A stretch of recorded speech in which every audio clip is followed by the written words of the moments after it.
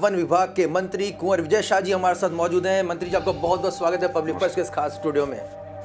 Sir, आपसे हम लगातार चर्चा करते रहे हैं और सबसे पहले हम आपको शुभकामनाएं भी देंगे, मुबारकबाद भी देंगे। आपने एक लक्ष्य लिया था कूनो पालनपुर का, काफ़ी सवाल भी हम आपसे पूछा करते थे कि तारीख कब है, और अब वो लक्ष्य आपने हासिल कर लिया है, प्रधानमंत्री जी ने उद्घाटन कर दिया है। किस तरह की फीलिंग है सर आपकी? हिंदुस्तान में चीते लाना, ये अद्भुत और अनोखा प्रयोग हमारे प्रधानमंत्री जी ने किया।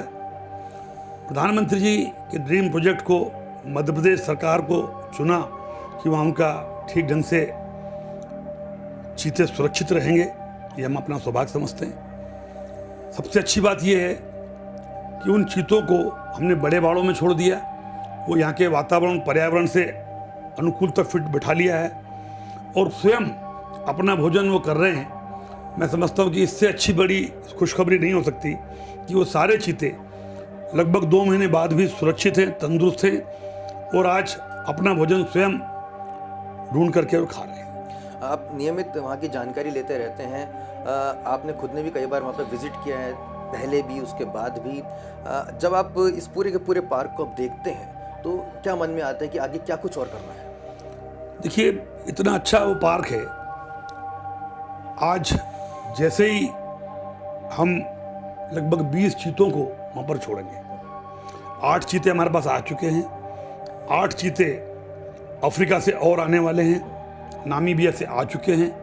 उसके बाद जब चीते वहाँ बढ़ेंगे तो उनको हम नोरादेही में भी छोड़ेंगे, गांधी सागर में भी छोड़ेंगे।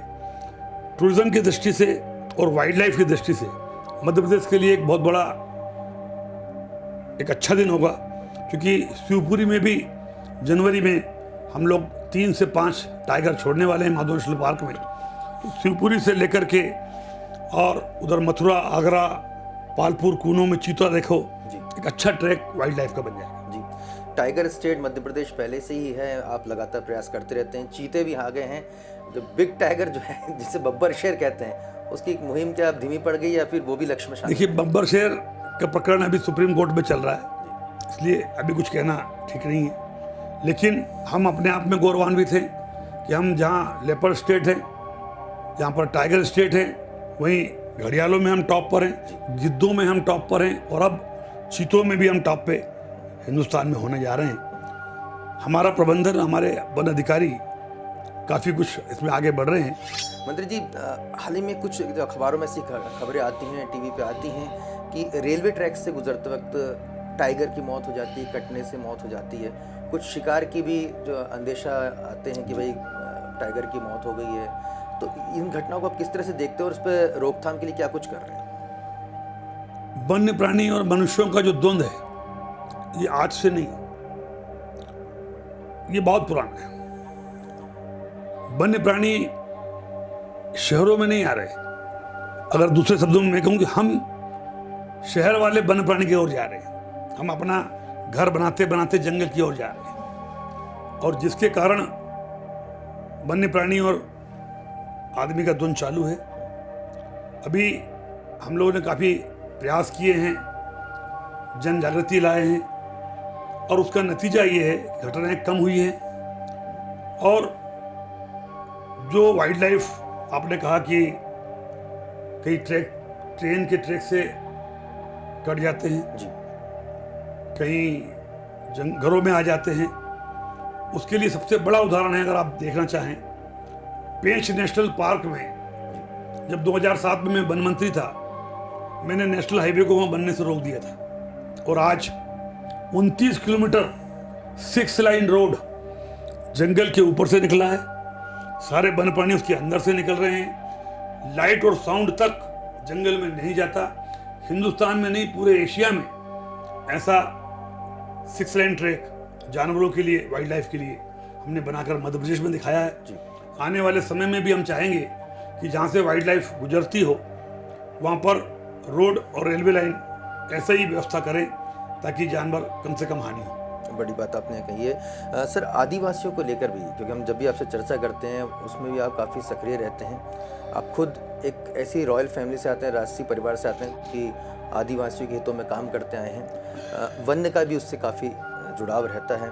तो जब आप वन क्षेत्र में जाते हैं, आदिवासी से मुलाकात करते हैं, तो उनसे क्या कुछ आप उनको समझाइश देते हैं, क्या नसीहत देते हैं, उनके लिए क्या कुछ करते हैं? देखिए, बहुत बड़ा एक काम मध्य प्रदेश की सरकार करने जा रही है। जंगलों में केवल जानवरों से ही प्रॉब्लम नहीं होती। कई हमारे जो व्यक्ति हैं वो जंगल को नुकसान पहुंचाते हैं कि जंगल की ज़मीन खेती के लिए मिल जाएगी, लकड़ी काट के हम चोरी से बेच देंगे।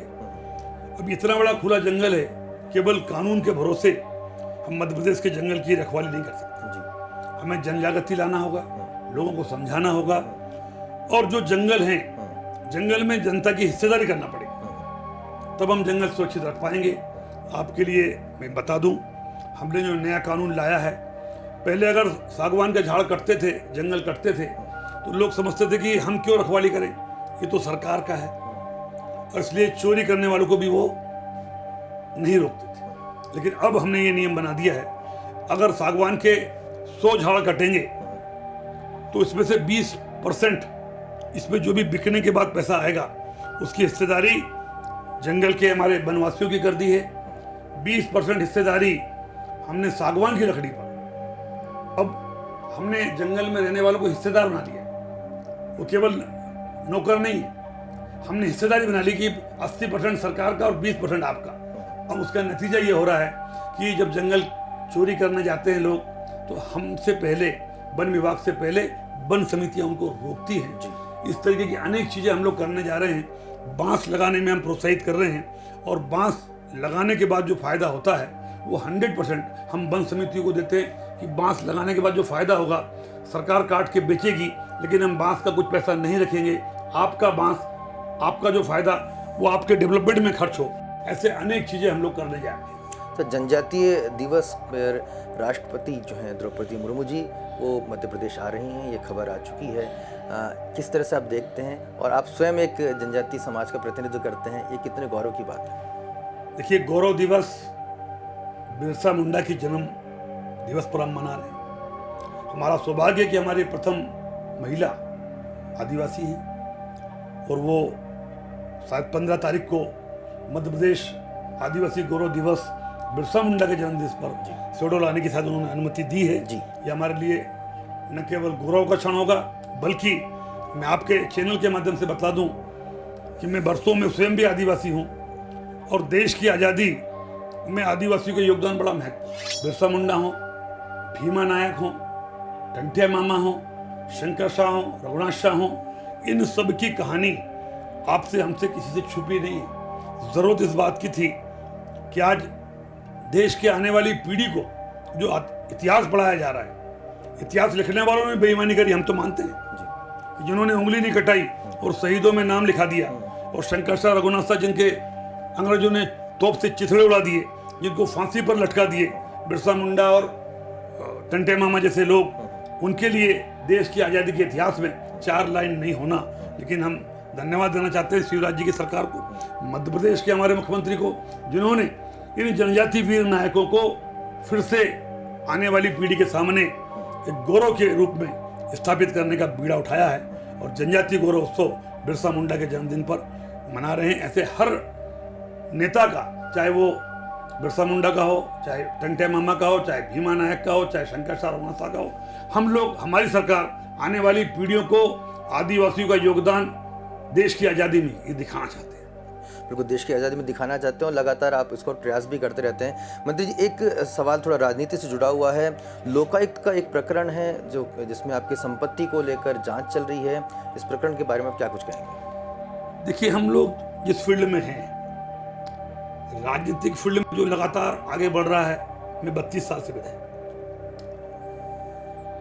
ऐसे ही नहीं हम लोग जनता का दिल जीतते। 32 साल के राजनीतिक जीवन में आरोप लगाना बड़ा आसान होता है, और प्रकरण कोई दर्ज नहीं है, प्रकरण की जांच चलती है, और होना भी चाहिए, क्योंकि हमारे प्रधानमंत्री, हमारे मुख्यमंत्री, हम स्वयं भी चाहते हैं कि राजनीति करने वाला व्यक्ति, कोई ऐसे आरोप उसके ऊपर नहीं लगना चाहिए। अगर कुछ है, कोई आरोप लगाता है तो जांच होना चाहिए। हम इस पक्ष में, हमने जिन चीज़ों की जांच की आप बात कर रहे हैं, हमने स्वयं एफिडेविट देके दिया है कि ये चीज़ हमारी है, ये हमने ली है, हम इतना पैसा हम इनकम टैक्स में भरते हैं और इसकी निष्पक्षता के साथ होना चाहिए। कोई समय समय पर हमारे प्रधानमंत्री जी, हमारे मुख्यमंत्री जी भी इसकी चिंता करते हैं, और अगर इलीगल तरीके से किसी ने धन कमाया हो तो उसके पक्ष में हम बिल्कुल नहीं हैं। जो जांच, अगर आप लोकायुक्त की बात कर रहे हैं, ऐसे और भी कोई भी राजनेता हो, कोई भी आरोप लगा दो, जिन्होंने जो आरोप लगाए, तुम्हारी इतनी होटल्स हैं, इतने विदेशों में इतनी ज़मीनें हैं, इतने होटल्स हैं, इतने 5 स्टार्स होटल्स हैं, इतने वेयर हाउस हैं, मैं उनकी बुद्धि को प्रणाम करता हूँ।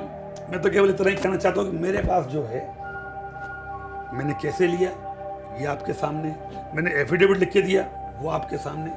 जिस एजेंसी से चाहें आप जांच करा सकते हैं, दूध का दूध और पानी का पानी हो जाएगा। खाली आरोप लगाने से कोई आरोपी नहीं बन जाता। तो जो ऐसे लोग हैं जिनको सिर्फ आरोपी लगाना, उनके लिए मुझे कुछ नहीं कहना। एक सवाल राजनीतिक गलियारे में होता है कि देखिए साहब, विजय शाह जी वंशवाद को बढ़ावा दे रहे हैं। देखिए, मेरे पिताजी जब कोई चुनाव लड़ता नहीं था तो मेरे 1962 और 67 जनसंघ से मेरे फादर चुनाव लड़े। मेरी खेती, मेरे मदर के गहने गिरवी रख करके उन्होंने राजनीति के माध्यम से जनता की सेवा को चुना। वो सफल नहीं हो पाया, एक अलग बात है। राजनीति करना कोई बुराई नहीं समझता मैं। जब हम लोग देखा, क्योंकि हमारे पिताजी और हम लोग राज परिवार में पैदा हुए, राजनीति हमारा व्यापार व्यवसाय नहीं है, जनता की सेवा का माध्यम है। और जब हम लोग पढ़ लिख करके कॉलेज में गए, वहाँ से जब विद्यार्थी परिषद के नाते शिवराज जी से जुड़े, कॉलेज में आने के बाद जब राजमाता जी साहब ने मुझे बुलाया कि आप पढ़े लिखे हो, विद्यार्थी परिषद में काम कर रहे हो, आपके पिताजी 2 बार हम चाहते थे राजनीति के माध्यम से जनता की सेवा करें, वो नहीं आए, और हम चाहते हैं कि आप वहाँ से चुनाव लड़ो। उसके बाद मुझे 90 में टिकट मिला, और 90 में टिकट मिलने के बाद लगातार आज 32 साल से मैं उसी जगह से MLA हूँ। ये मेरा सौभाग्य है, जनता का प्रेम है कि वोट के रूप में उन्होंने जो आशीर्वाद दिया है। इसलिए एक बार कोई आगे बढ़ा सकता है, लेकिन 7 बार कोई चुनाव नहीं जीत सकता बिना जनता का दिल जीते। अभी मेरा बेटा भी जिला पंचायत का उपाध्यक्ष है जी, लेकिन वो जनता का लीडर है, जनता के लिए काम करता है। हम लोग उसको आगे नहीं बढ़ा रहे, जनता उसको आगे बढ़ा रही है। इसलिए जो जनता का काम करेगा, वो किसी का लीडर हो या नहीं हो, किसी का बच्चा हो या ना हो, इतने वोट से वो चुनाव जीता है जितने वोट से कभी मैं कभी नहीं जीता। 37,000 वोट में से 32,000 वोट उसको मिले, तो कहीं ना कहीं काम के माध्यम से उसने भी जनता का दिल जीता है। इसलिए कोई भी राजनीतिक परिवार का अगर बेटा बेटी हो, अगर वो जनता के बीच रहता है, काम करता है और जनता उसको आगे बढ़ाती है, तो इसको मैं वंशवाद का नाम देना ठीक है। राजनीति से हटके एक बार फिर से विभाग की ओर लौटेंगे। मंत्री जी, विदिशा में पिछले दिनों घटना घटी थी जिसमें लकड़ी को कुछ चोरी करने के ऐसे इस तरह के आरोप लगे थे। इस दौरान वनकर्मी वहाँ पहुंचे थे, गोली चालन हुआ था, कुछ आदिवासियों की मृत्यु हुई थी। उसके बाद से जो वनकर्मी हैं वो अपने हथियार लेकर नहीं जा रहे हैं, उन्हें सरेंडर कर दी हैं।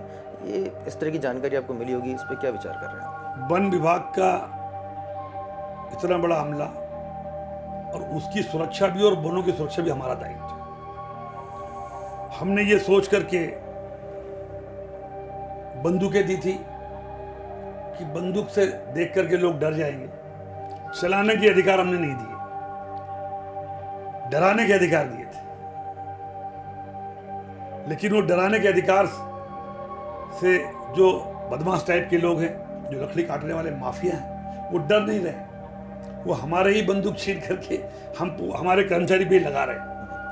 अभी पिछले दिनों जो घटना हुई गुना जिले में, उसके लिए हम लोग समीक्षा कर रहे हैं कि क्या और अधिकार हम वन कर्मियों को दें, क्या और, जैसा मैंने कहा कि वनों की सुरक्षा के लिए हम ग्राम समिति को आगे बढ़ाना चाहते हैं, जनता को भागीदार बनाना चाहते हैं। 20% की राशि हम जनता को दे चुके हैं कि जंगल आपका है, आप रखवाली करो, बचेगा तो आपको भी मिलेगा। ऐसे हम जन जागरूकता शिविर लगा रहे हैं कि केवल बंदूक के भरोसे जंगल की रक्षा, क्योंकि देश की रक्षा नहीं, ये जंगल की रक्षा। बंदूक के भरोसे जंगल की रक्षा कटाने के मैं पक्ष में नहीं हूं। बंदूकें डराने के लिए दी गई थी, लेकिन अब आगे क्या हो सकता है हम लोग समीक्षा करके कुछ, लेकिन जो लोगों ने घटना को अंजाम दिया है वो पकड़े गए और उनको कानून अपना काम कर रहा है। मंत्री जी, आप लगातार भ्रमण करते हैं। अगर हम सिर्फ राजधानी भोपाल की बात करें तो काफ़ी जो वन क्षेत्र है वहाँ पर कई रसूखदारों ने अपने फार्म हाउस बना लिए हैं, कई रसूखदारों ने वहाँ पर अतिक्रमण कर लिया है, बड़ी बड़ी बिल्डिंग तान दी है। सिर्फ राजधानी भोपाल की अगर हम बात करें तो जब आप ये देखते हैं तो किस तरह की कार्रवाई क्यों नहीं होती है, सवाल उठता है। देखिए, वनों में तो कोई अतिक्रमण नहीं है। वनों से लगे हुए जो ग्रीन बेल्ट है और उस ग्रीन बेल्ट में अगर किसी ने फार्म हाउस बना लिए हैं, विधिवत तो भी मेरे पास जानकारी नहीं है, लेकिन town and country planning actually जो हमारी सीमा जहाँ खत्म हो जाती है उसके बाद हमारे अधिकार खत्म हो जाते हैं। ग्रीन बेल्ट या इको सेंसिटिव जोन जिसको कहते हैं, इको सेंसिटिव जोन या ग्रीन बेल्ट, ये प्रशासन, नगरीय प्रशासन, शहरी विकास और पर्यावरण, इन विभागों का दायित्व है। लेकिन समय समय पर हमारी टीम भी इनके साथ बैठती है और ऐसे कोई गंभीर शिकायत अगर आएगी तो निश्चित रूप से कार्रवाई होगी। अभी हाल में तस्वीर आई थी कान्हा में, आपने पैंथर को देखा और आप खुद भी वन जीवों के साथ लगातार जो है आपकी तस्वीरें भी आती हैं, आप खुद तमाम पार्क में भी जाते हैं, भ्रमण करते हैं। जब ये इस तरह की जो दुर्लभ तस्वीर आपके सामने आती है, आप खुद देखते हैं तो कैसा अनुभव होता है? देखिए, आप और हमने सबने जंगल बुक का नाम सुना और वो जंगल बुक सिवनी में कि जंगलों में को लेकर के बनाई गई ऐसा मान्यता है। वहीं पर अभी हमने 5 तारीख को काले पैंथर को देखा और काले पैंथर का हवाला जंगल बुक में है जी, बगीरा के नाम पे। अभी 18 तारीख से ही वापस हम स्कूल में पढ़ने वाले जो बच्चे बच्ची है उनको लेकर के एक वहाँ मोगली उत्सव करने वाले हैं। आप भी आए और उन बच्चों से मिले जो मध्य प्रदेश के हर जिले के एक लड़का और एक लड़की या 2 लड़का या 2 लड़की हर जिले से होंगे और जिन्होंने प्रतियोगिता के माध्यम से, पेंटिंग के माध्यम से, विचारों के माध्यम से वन विभाग के बारे में जो टॉप पे किया है, उन बच्चे बच्चियों को हर जिले से 2 यानी लगभग 300-400 बच्चे होंगे जो 18, 19, 20 पेज में रहेंगे। जंगल, पर्यावरण, ऑक्सीजन और वो सारी कहानियों का वो अध्ययन करेंगे, वन पर्यावरण से जानकारी लेंगे। मैं समझता हूँ कि इससे बड़ा उत्सव उन बच्चों के जीवन में दूसरा नहीं। मंत्री जी, 1 साल से भी कम का वक्त बचा है, लगभग 1 साल का समय है अगले चुनाव में। कौन से ऐसे लक्ष्य है जो बतौर वन विभाग के मुखिया होने के नाते आप इस दौरान पूरा कर लेना चाहते हैं? क्योंकि काफ़ी लक्ष्य तो आपने पूरे कर लिए हैं, वो कौन से ऐसे बड़े लक्ष्य हैं जो अभी होना बाकी है? देखिए, वन मंत्री होने के नाते हम चाहते हैं कि वनों की अवैध कटाई पूरी तरह बंद हो। जो जनता चाहती है, जो आदिवासी चाहते हैं, वो जंगल की सुरक्षा करें। हमारे साथ वन समिति बनाए, सुरक्षा समिति बनाए और ये जंगल आपका है। जंगल रहेंगे तो ऑक्सीजन रहेगी, जंगल रहेंगे तो वन पॉइंट रहेगा, जंगल रहेगा तो जीवन रहेगा। ये केवल हमारे बबूते नहीं है, हम चाहते हैं सुरक्षा आप करो और हिस्सेदारी में सहभागी बनो। अगर आपको लगता है कि 20% कम है, हम चौकीदारी कर रहे हैं, बढ़ाना है तो आप बताइए, हम बढ़ाने को भी तैयार हैं, लेकिन चौकीदारी आप करो। जंगल की सुरक्षा जंगल में रहने वाला व्यक्ति करेगा। यहाँ से हम अगर 200 बंदूक वाले भेज देंगे तो सुरक्षा नहीं कर पाएंगे और फिर होगा यही, या तो गोलियां चलेगी या लोग मारे जाएंगे। तो ये बेसिक जंगल बचाने का फंडा है, उसको हम आने वाले समय में और अच्छे तरीके से धरातल पे उतारना चाहते हैं। इसके साथ साथ कुछ ऐसे रोजगार, ऐसे इको टूरिज्म सेंसिटिव जोन नहीं है और ऐसे इको टूरिज्म साइट्स हैं, हम वहाँ के लोगों को लीज पर देना चाहते हैं, 10-10 साल की लीज पर दे रहे हैं जी, ताकि वो छोटा मोटा रोजगार चलाएं, प्रीफेब के होटल्स चलाएं, लोगों को आकर्षित करें, अपने घर में छोटे से कमरे को ठीक करके ब्रेड एंड ब्रेकफास्ट के लिए वो कराएं। ऐसे 27 sites eco tourism sensitive zone के बाहर थे, उनको हमने जनता के साथ जोड़ा है ताकि वो रोजगार चलाएं, बफर में सफर। क्योंकि आपको मालूम है कोर एरिया में हम लोग 4 महीने वाइल्ड लाइफ नहीं दिखाते हैं, लेकिन कोर एरिया का जानवर बफर में जाता है, हमने कोई बंदिश नहीं लगाई। छोटे लोग हैं, गांव के लोग हैं, उनका पेट है, ड्राइवर हैं, आपका गाइड्स हैं, छोटे मोटे होटल्स वाले हैं, टैक्सी वाले हैं, इन सब का पेट भरे। आपको जान करके आश्चर्य होगा कि बफर में सफर यानी कोर एरिया के बाहर हमने साल भर चलाया है और साल भर में हजारों लोग उससे लाभान्वित हुए हैं। और अब होटल्स और गाड़ियां साल भर चल रही हैं। इस तरीके से हम जंगल को भी बचा रहे हैं, जानवर को भी बचा रहे हैं और लोगों को रोजगार भी देने का एक अद्भुत प्रयोग कर रहे हैं। बहुत ही सहज और सरल हमेशा जब आपसे चर्चा करते हैं तो उसी तरह से आपके जवाब भी मिलते हैं। कई बार हैरानी होती है कि मीडिया में आपकी जो छवि बनाई जाती है या हेडिंग जब आती है तो बिल्कुल विपरीत आती है। आप जब ऐसी हेडिंग पढ़ते हैं तो आपको कैसा लगता है? मैं ये आखिरी सवाल मैं आपसे पूछना चाहूँगा। देखिए, मीडिया के हमारे सभी साथी भाई हैं और केवल नेगेटिव ही नहीं छापते, अच्छा भी छापते हैं। आपके जैसे और भी लोग हैं जो सही जानकारी देते हैं, सही चीज़ चलाते हैं। और हम तो कहते हैं कि हम जिस पद पर हैं, अगर हम से गलती भी होती है उसको भी आप जनता को बताइए, क्योंकि आपसे बड़ा कोई दिखाने वाला नहीं है। चौथे स्तंभ पे प्रजातंत्र क्या, अगर उनका लीडर कुछ गलत कर रहा है तो उसको ठीक ढंग से दिखाने का काम भी आपकी जवाबदारी है। और हमारा तो ये फर्ज है कि हम तो कहते हैं कि भाई निंदक न्यारे राखिए, आंगन कुटी छवाए। हमसे अगर गलती होती है, आपके माध्यम से, प्रेस के माध्यम से, अखबारों के माध्यम से हम उसको ठीक करके, हम कोई भगवान नहीं, हम भी इंसान हैं, हम उसको ठीक करके फिर नए तरीके से आगे बढ़ेंगे। और कई चीज़ें मैं आपको आज स्वीकार करता हूँ कि कई चीज़ें हम लोग अखबारों में या टीवी में देखने के बाद हम अपने कामों में सुधार करते हैं, पर हम आप लोगों को बताते नहीं कि हमने आपके कहने से सुधार किया, लेकिन करते हैं हम आपके कहने से। ये सुधार हो जाए वो बहुत ज़रूरी है। बहुत बहुत शुक्रिया मंत्री जी, हमेशा की तरह अपने सहज और सरल और मृद स्वभाव की वजह से और बहुत ही अच्छे आप सवालों का जवाब बिल्कुल बेबाकी के साथ देते आए हैं। आगे भी हम सवाल पूछते रहेंगे। दर्शकों, फॉरेस्ट फर्स्ट के इस खास एपिसोड में मध्य प्रदेश के वन मंत्री कुंवर विजय शाह जी हमारे साथ मौजूद थे। फॉरेस्ट की तमाम जो घटना है, तमाम गतिविधियां हैं, इसकी जानकारी आपको फॉरेस्ट फर्स्ट के माध्यम से मिलती रहेगी। मंत्री जी से हम लगातार चर्चा करते रहेंगे। आप देखते रहिए पब्लिक फर्स्ट न्यूज़। अपने मित्र आशुतोष को दीजिए इजाज़त। नमस्कार।